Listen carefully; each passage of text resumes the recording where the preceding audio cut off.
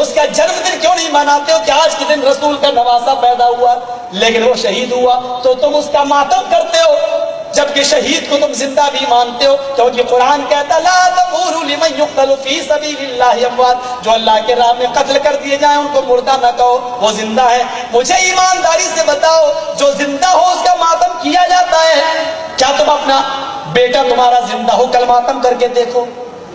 تمہارا نواسا گھر میں زندہ ہے، ذرا اس کا ماتم کر کے دیکھو، دنیا کہے گی بے وقوف ہے۔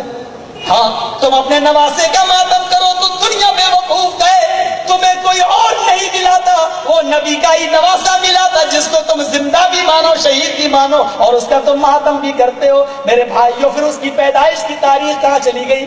اگر اس کے انتقال اور شہادت کی تاریخ یاد ہے تو محمد رسول اللہ کی وفات اور آپ کے انتقال کی تاریخ پھر تم کیوں بھول گئے ہو؟ یہ کتنی بڑی جہالت ہے کہ ہم نبی کی تو پیدائش کا دن منائے اور اس کے نوازے کی شہادت اور موت کا دن یعنی انتقال یا شہادت کا دن منائے۔ میرے پیارے ساتھیوں، تم جس کا چاہو جنم دن مناؤ اور جس کا چاہو تم مرد دن مناؤ۔ میرے بھائیوں، شریعت نام کی کوئی چیز ہی باقی نہیں رہی ہے۔ ذرا ایمانداری سے میرے بھائیوں ذرا بتاؤ، آج تم پیر کے دن میلاد النبی کرتے ہو، اپنے گھر میں میلاد کرتے ہو، میں تم سے پوچھنا چاہتا ہوں میلاد کرتے وقت تم کھڑے کیوں ہو جاتے ہو؟ چلو مجھے ایک فیصلہ کرو، میلاد کرتے ہو کھڑے کیوں ہو جاتے ہو؟ ایک مرتبہ بدایوں میں بھی گیا، اذان ہوئی، اذان کے بعد جماعت کھڑی ہونے والی تھی، اس نے پھر پکار کے کہا الصلاۃ والسلام علیک یا رسول اللہ، الصلاۃ والسلام علیک یا حبیب اللہ۔ میں سمجھ گیا یہ مسجد کن لوگوں کی ہے، میں نے کہا بھاگنا تو اچھا نہیں ہے، چھوڑنا تو اچھا نہیں ہے۔ میں نے ان کے ساتھ نماز پڑھ لی، اس کے بعد میں کینچی والا مسافہ چلنے لگا، امام صاحب سے سارے مقتدی مسافہ کرنے لگے، وہ ایسے نہیں تھا بلکہ ایسے والا مسافہ تھا۔ ہم نے کہا ابھی تک تو جھگڑا ایک ہاتھ اور دو ہاتھ کے مسافے کا تھا، اب یہ تیسرا اختلاف ہوا کینچی والا مسافہ۔ مسافہ میں نے بھی کر لیا، چلو سب سے مل رہے تو میں نے بھی کر لیا۔ میں نے ایک ہاتھ ملایا، کہنے لگے بیٹا ایک نہیں دو ہاتھ ملائے جاتے ہیں۔ میں نے کہا مسجد تمہاری ہے؟ ہاں میں تو اٹیچی لے کے چلا آیا کہ لوگوں کو آنے میں دیر ہو گئی ہے جن کو ہمیں لے جانا ہے۔ میں نے کہا مولانا ساری بات تو میری سمجھ میں آ گئی لیکن یہ سلام جو آپ نے پڑھا ہے یہ میری سمجھ میں نہیں آیا، اللہ کے نبی کے زمانے میں تو یہ نہیں ہوتا تھا۔ کہا نبی کے زمانے میں نبی زندہ تھے تو سلام کی ضرورت ہی نہیں تھی، نبی جب اس دنیا سے چلے گئے تو ہم سلام پڑھتے ہیں۔ ہم نے کہا کیا مطلب؟ کہا جہاں سلام پڑھا جاتا ہے محمد رسول اللہ صلی اللہ علیہ وسلم تشریف لے آتے ہیں۔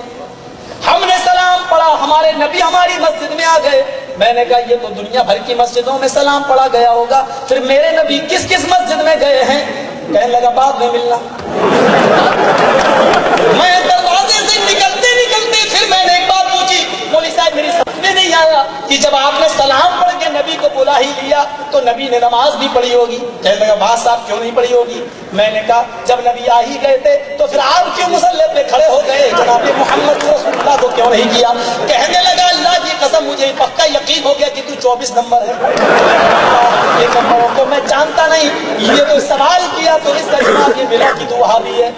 الٹی سمجھ خدا کسی کو نہ دے آدمی کو موت پر یادا نہ دے، مجھے آج تک کوئی سمجھا نہیں سکا۔ مجھے بتاؤ تمہارے یہاں 10 بجے میلاد ہوتا ہے، میلاد ختم ہوتے ہی تم کھڑے ہو کے سلام پڑھنے لگتے ہو، میری سمجھ میں نہیں آتا کہ یہ کھڑے کیوں ہوتے ہو۔ میں نے کچھ لوگوں سے پوچھا، ہاں میں نے کچھ کتابیں بھی پڑھی ہے جس میں صاف لکھا ہے کھڑے ہو کر میلاد پڑھنے کی وجہ یہ کہ رسول اللہ صلی اللہ علیہ وسلم کی سواری وہاں آ جاتی ہے۔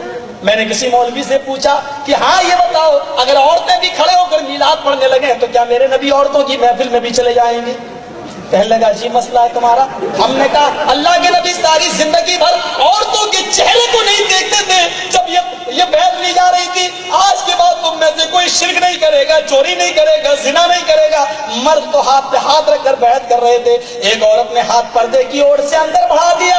آئے اللہ کے نبی مجھ سے بھی ہاتھ ملا لیجیے، میں بھی وعدہ کرتی ہوں کہ شرک نہ کروں گی، چوری نہ کروں گی، زنا نہ کروں گی۔ آپ نے ان ہتھیلیوں کو دیکھا، فرمایا چہرہ پھیر کر بی بی ان ہاتھوں کو اندر کر لے۔ محمد رسول اللہ چہرہ تو دور کسی غیر عورت کی ہتھیلی دیکھنا بھی گوارا نہیں کرتا۔